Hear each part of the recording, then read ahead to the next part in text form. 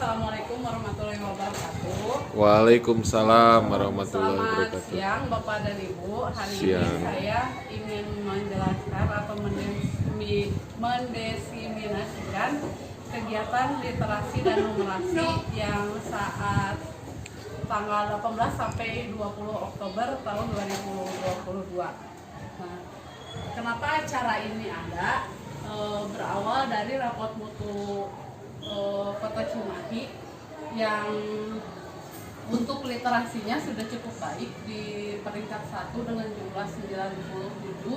Namun untuk numerasinya Cimahi hanya menempati urutan ke-7 sejauh barat dan nilainya hanya 32, sekian. Nah, berlatar belakang dari itu, jadi Dinas Pendidikan mengadakan acara kegiatan literasi dan numerasi ini. Kegiatan desiminasi ini diadakan untuk memberikan atau memaparkan ilmu yang sudah saya dapat kemarin, dan untuk menunjukkan bahwa kegiatan ANBK yang menjadi penilaian mutu itu bukan hanya tanggung jawab guru di kelas 5, tapi mulai dari kelas 1. Tidak mungkin anak-anak langsung bisa memahami ketika anak-anak itu belum bisa membaca. Nah, kita mulai dari literasi. Literasi itu menurut Undang-Undang Sistem Perbukuan adalah kemampuan untuk memaknai informasi secara kritis sehingga setiap orang dapat mengakses ilmu pengetahuan dan teknologi sebagai upaya dalam meningkatkan kualitas hidupnya. Jadi ketika anak-anak membaca itu diusahakan anak-anak tahu bahan bacaannya itu dalamnya tentang apa, makna yang bisa diambil dari wacana yang sudah dibaca itu apa. Kita lanjut. Ini ada dimensi literasi dasar. Yang pertama literasi membaca dan menulis, biasanya ada di awal tingkat literasi nomor 2. Lalu literasi numerasi juga, literasi sains, digital, lorem linguistum, dan literasi budaya dan kewargaan. Bagaimana anak-anak bisa mampu untuk memahami? Pertama, mereka harus mempunyai kemampuan untuk membaca dulu. Setelah membaca, mereka juga harus bisa menganalisis isi dari bacaan tersebut. Baru mereka bisa memahami konsep bacaan atau tulisan yang mereka baca.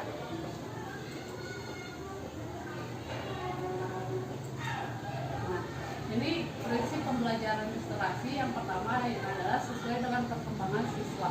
Jadi siswa-siswa di kelas 1 pasti akan berbeda perkembangannya dengan siswa di kelas 5, karena pengalaman dan pengetahuan mereka pun semakin lama semakin bertambah. Kedua, learning to read and reading to learn, belajar untuk membaca dan membaca untuk memahami suatu bacaan. Lalu diajarkan secara berjenjang dengan menggunakan beragam model.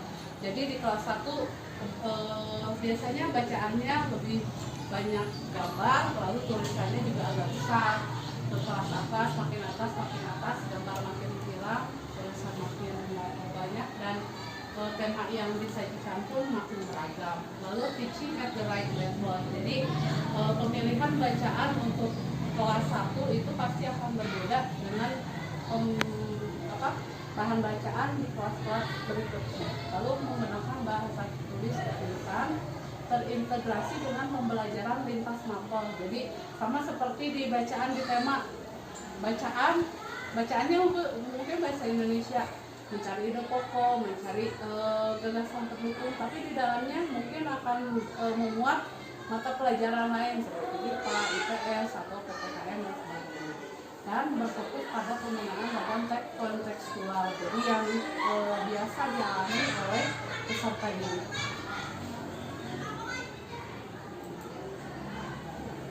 Nah, ini salah satu contoh soal yang untuk kelas 5, dan kebetulan ini hampir sama saya lihat seperti soal di ANBK.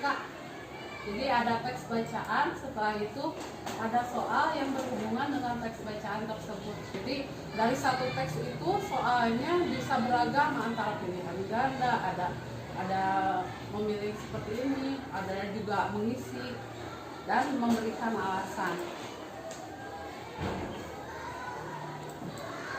Nah, lalu di sini ada dua situasi belajar. Yang pertama didaktik, itu ketika keadaan belajar. Jadi siswa itu dikondisikan seperti belajar biasa. Anak-anak, ayo sekarang kita belajar tentang sistem pencernaan misalkan. Nah, itu masuknya ke didaktik. Dan satu lagi ada situasi belajar adidaktik. Jadi adidaktik itu ketika kita memberikan kegiatan itu tidak disadari oleh siswanya bahwa mereka sedang belajar gitu.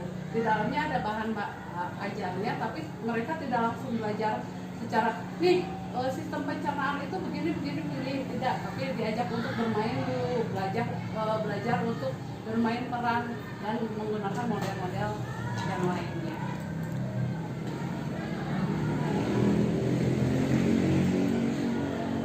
Nah, di sini saya ada video contoh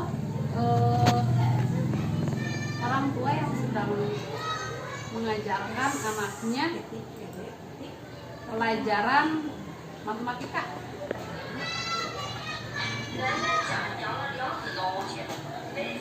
Ibu dan Bapak, kita lanjut ke numerasi. Numerasi itu adalah berpikir untuk memecahkan masalah dan menciptakan anak-anak untuk berpikiran terbuka. Jadi diusahakan soal-soal yang kita buat itu soal-soal yang terbuka, yang jawabannya tidak hanya satu.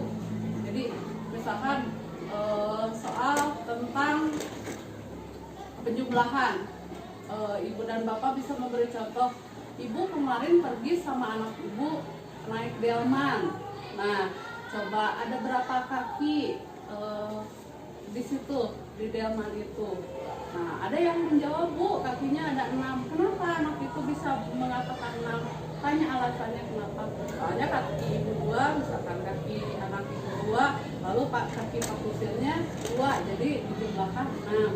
Ya, lalu ada lagi mungkin anaknya yang jawab, Bu, kakinya 10. Kenapa bisa 10?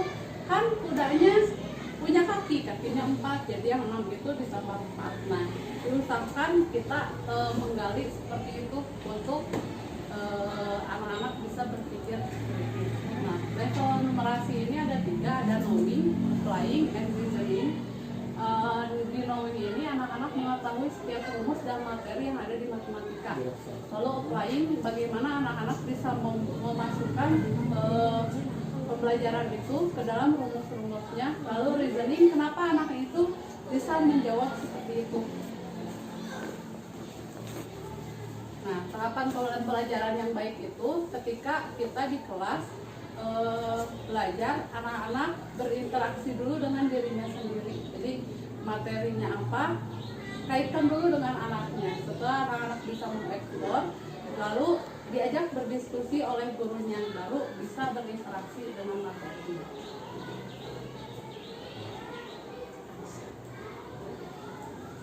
Nah, kesimpulan yang didapat adalah, jadi buatlah pembelajaran secara adidaktik. Jadi tidak langsung guru itu masuk ke dalam kelas, ya selamat pagi anak-anak, yuk kita belajar matematika tentang pecahan. Nih, jadi pecahan itu begini. Tapi ajak dulu anak-anak untuk berselancar dengan dunianya sendiri-sendiri. Baru setelah itu masukkan pengalaman anak-anak tersebut ke dalam materi yang ada. Mungkin untuk sekian. Oh iya, satu lagi, ini tugas kemarin yang diberikan pada saat workshop itu adalah pembuatan LK tentang proyek pembuatan profil pelajar Pancasila. Kita satu gugus ini akan menggalakkan tentang pemanfaatan botol dan gelas plastik bekas minuman untuk dijadikan kerajinan yang berdaya guna. Karena di sini banyak sampah dan setiap SD ternyata pas ngobrol ya banyak sampah, akhirnya kita memutuskan untuk mengumpulkan botol-botol bekas plastik minuman saja untuk dikumpulkan lalu dijadikan kerajinan per kelompok. Jadi kita mulai di kelas 5 dulu. Ketika kelas 5 sudah berhasil, kita akan coba mengajukan untuk ke semua kelas. Tujuannya adalah untuk mengurangi sampah yang ada di sekolah, selain dengan jangan membawa tablet dan miskin dari rumah. Mungkin cukup sekian penjelasan dari saya. Terima kasih untuk perhatiannya. Wassalamualaikum warahmatullahi wabarakatuh. Waalaikumsalam warahmatullahi wabarakatuh.